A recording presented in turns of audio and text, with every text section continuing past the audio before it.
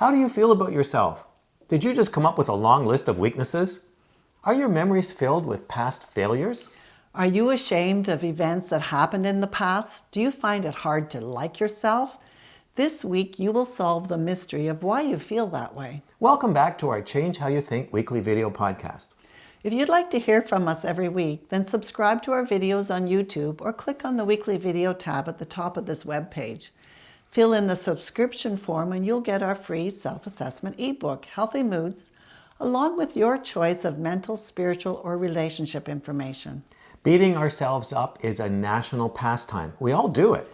We are far more likely to put ourselves down than pat ourselves on the back. It's a painful way to live, and it's not God's will for you.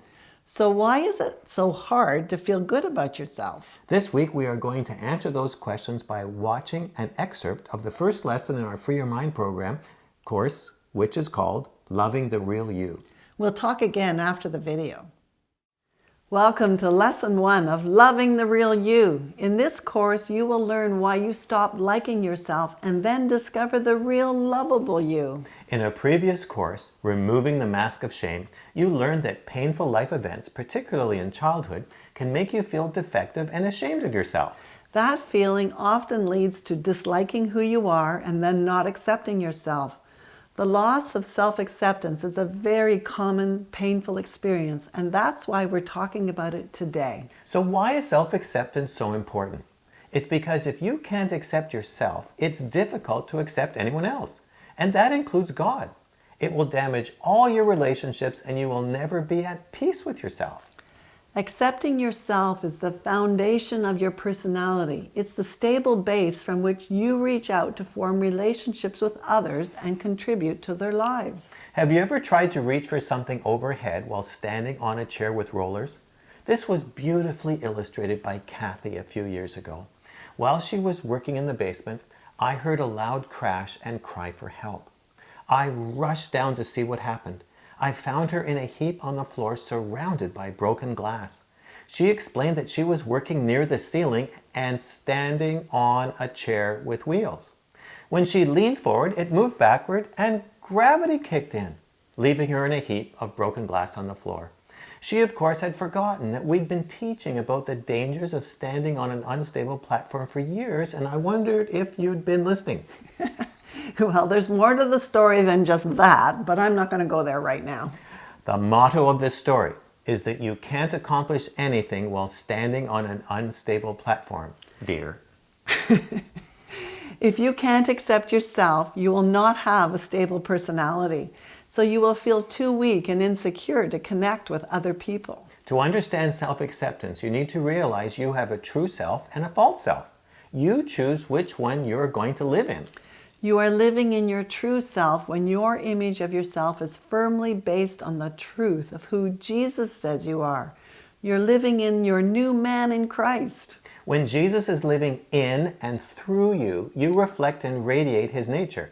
You are consciously aware of God's love for you, which is very affirming, comforting, and reassuring. You are using your strengths, gifts, and talents to be a blessing to yourself and others.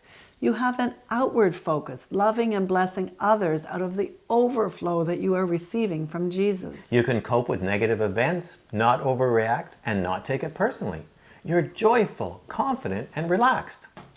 You accept others and relax them. People like to be around people who accept themselves because those relationships are based on giving, not taking.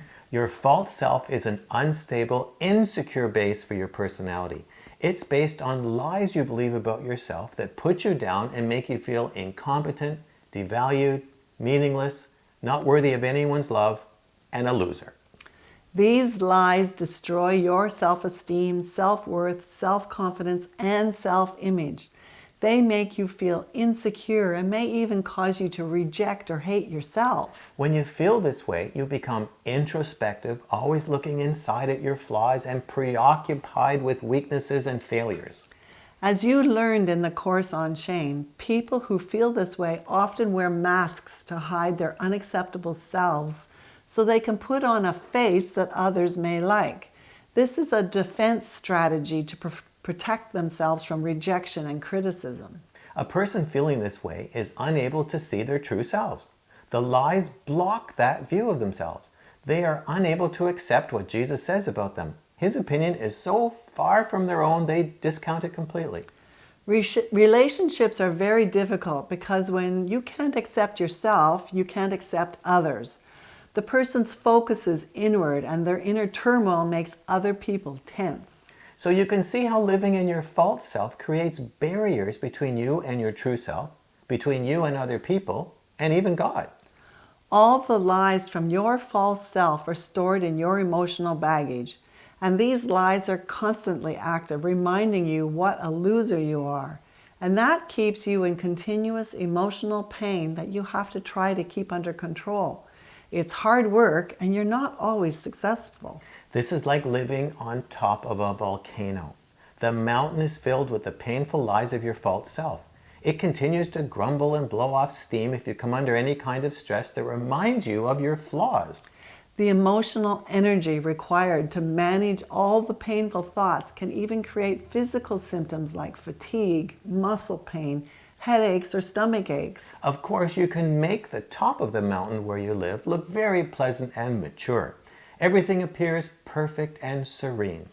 The enemy knows, though, that you are sitting on a volcano waiting to erupt. And he knows how to trigger an eruption since he was the one who put all those unhealed, painful memories and emotions into your baggage. When you least expect it, and when you're feeling like you have everything under control, he will hit your button so you explode over some circumstance. Your rage and fear come spewing out for all to see. And you become horribly embarrassed that you could act in such an immature way when you are really such a mature adult. You quickly tidy everything up just as if nothing happened. It is very hard to control unhealed emotions. The enemy will always use them against you, and they will rise up and bite you at very inconvenient times.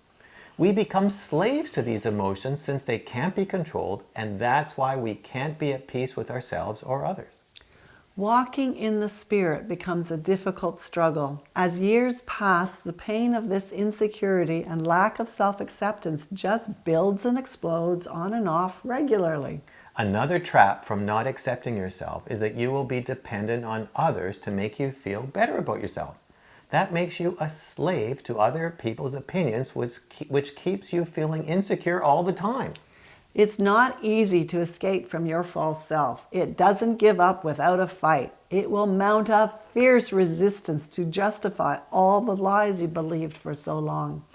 Those lies are based on real events, so it will insist the lies are true as well. The only way to escape is to allow Jesus to heal all those painful memories so the power of the lies can be broken and replaced with truth. The good news is that Jesus is waiting to heal you right now, and that's why we're doing this course together. It's time to stop living in your false self. It's a trap of the enemy to keep you feeling broken. Jesus is waiting to empty your baggage, heal your heart, and set you free when you give him permission. If you'd like to complete this course and learn to accept your true self, come join us in Free Your Mind and do the course Loving the Real You.